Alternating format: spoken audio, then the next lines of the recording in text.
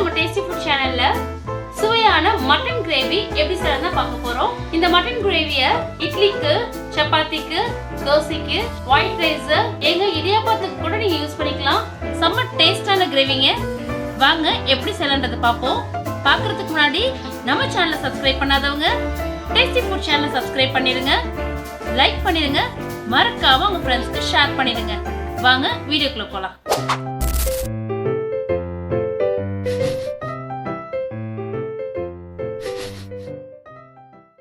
தேவையான பொருட்கள்: mutton 1 kilo, எண்ணெய், இஞ்சி பூண்டு பேஸ்ட் 50 கிராம், இஞ்சி 50 கிராம், பூண்டு ரெண்டையும் சேர்த்து விழுதாக்கி எடுத்து வச்சிருக்கேன், 2 கொத்து கருவேப்பிலை, 2 பச்சை மிளகாய், 4 பெரிய வெங்காயம், 1 புடி அளவுக்கு புதினா, 3 தக்காளி, ஒரு நார்மல் சைஸ் எடுத்து வச்சுக்கோங்க, கொத்தமல்லி தழை கொஞ்சம், நம்ம தாளிக்கிறதுக்கு பட்டை சின்ன பீஸ், 2 கிராம்பு, 1 ஏலக்காய், பிரியாணி இலை நம்ம தாளிக்கிறதுக்காக எடுத்துருக்கோம்.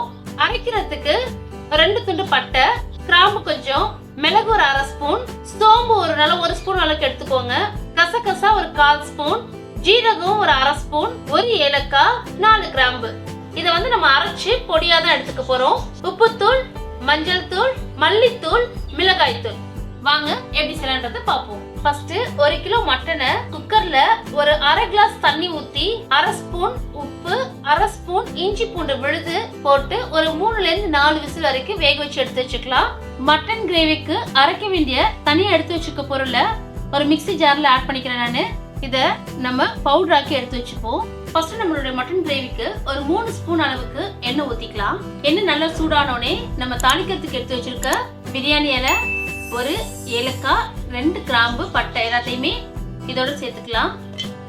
ஒரு 4 பெரிய வெங்காயம் சொல்லியிருந்தேன், பொடிசா கட் பண்ணி அதையும் இதோட சேர்த்துருவோம். நம்ம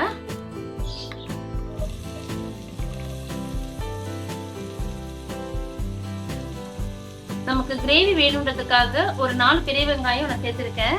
அப்பதான் நமக்கு நல்லா கிரேவி கிடைக்கும். நம்ம ஃப்ளேம் ஃபுல்ல தான் வச்சிருக்கோம். நல்லா வெங்காயம் வதங்கட்டும்.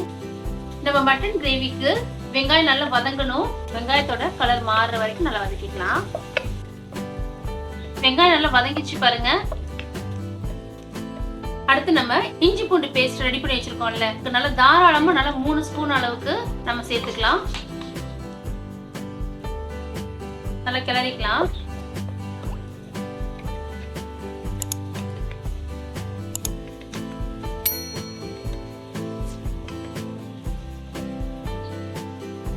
ரெண்டு பச்சை மிளகாய் சொல்லியிருந்தேன், அதை இதோட ஆட் பண்ணிடுவோம்.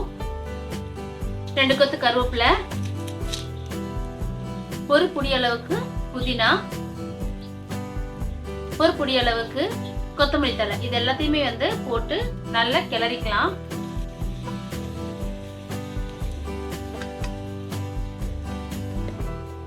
இப்ப ஒரு 1/2 ஸ்பூன் அளவுக்கு சால்ட் ஆட் பண்ணிடுவோம்.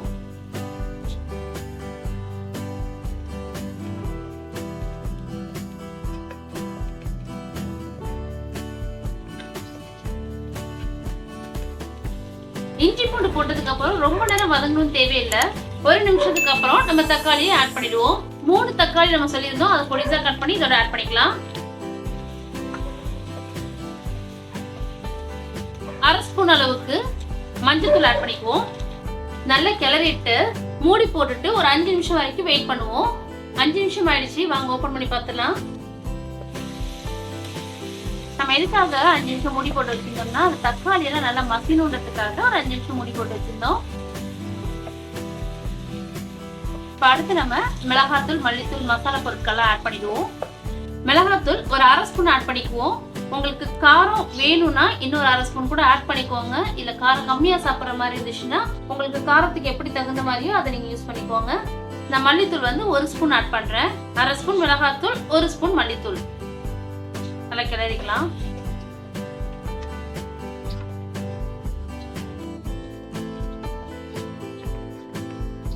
ஒரு தடவை கிளறினீங்கன்னா போதும், அது வதங்கணும்லாம் தேவையில்லை. இது முடிச்சதுக்கு அப்புறம் நம்ம மட்டன் வேக வச்சு வச்சிருக்க தண்ணியை மட்டும் இதோட ஆட் பண்ணிடுவோம். மட்டன் ஆட் பண்ண வேண்டாம். மட்டன் வேக வச்சு எடுத்து வச்சிருக்கேன், அதோட தண்ணியை மட்டும் இதுல ஆட் பண்ணிக்கலாம். நம்ம பச்சை மிளகாய் போட்டிருக்கோம், மிளகாத்தூள் போட்டிருக்கோம், மிளகுத்தூளும் ஆட் பண்ணியிருக்கோம். அதனால காரம் உங்களுக்கு கரெக்டா இருக்கும். சப்போஸ் உங்களுக்கு பத்தலன்ற மாதிரி இருந்துச்சுன்னா மட்டும் வேணா ஆட் பண்ணிக்கோங்க. ஒரு 10 நிமிஷம் நல்லா கொதிட்டுங்க, அது வரைக்கும் வெயிட் பண்ணுவோம்.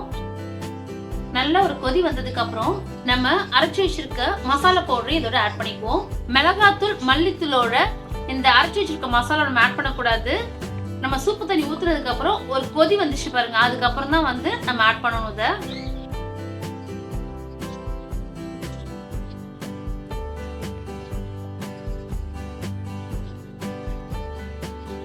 இன்னும் நம்ம மட்டனே ஆட் பண்ணல, ஆனா இப்பவே வாசம் செமையா இருக்குங்க.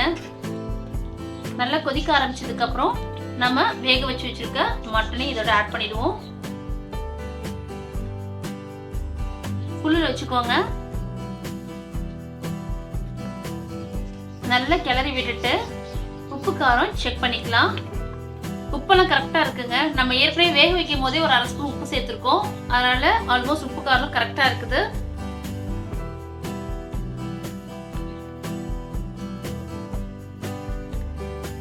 உப்பு காரம்லாம் மட்டனோட சேரணும். ஏற்கனவே நம்ம மட்டனை வேக வச்சிருக்கனால வெந்துதான் இருக்குது. நல்ல ஒரு கொதி வந்ததுக்கு அப்புறம் ஒரு 20 நிமிஷத்துக்கு அப்படியே சிம்ல இருக்கட்டுங்க. இப்ப நம்ம மூடி போட்டுடலாம். 20 நிமிஷம் ஆயிடுச்சு, வாங்க ஓபன் பண்ணி பார்ப்போம்.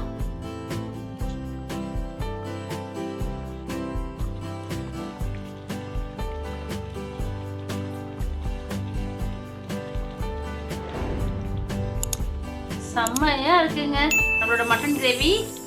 சப்பாத்தி, ஒயிட் ரைஸ், இட்லி, தோசை, இடியாப்பத்துக்கு கூட செம்ம டேஸ்டான ஒரு கிரேவிங்க.